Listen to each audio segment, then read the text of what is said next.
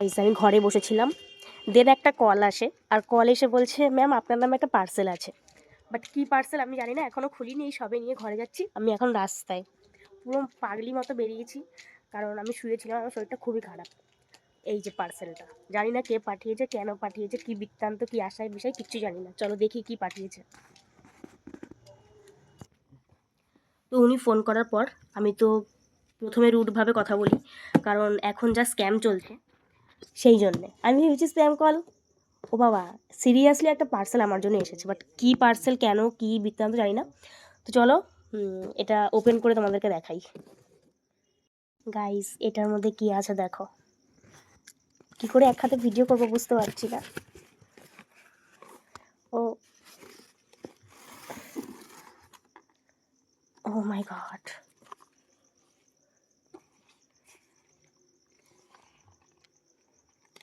এই ছিল gift, but কে পাঠিয়েছে আই ডোন্ট নো।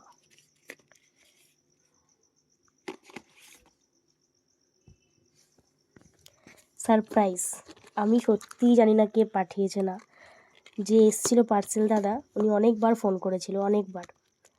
তো প্রথমে ফোন করাতে আমি রুডভাবে কথা বলি, তো তারপর না সত্যি সত্যি একটা পার্সেল। আমি তো পুরো অবাক হয়ে গেছি।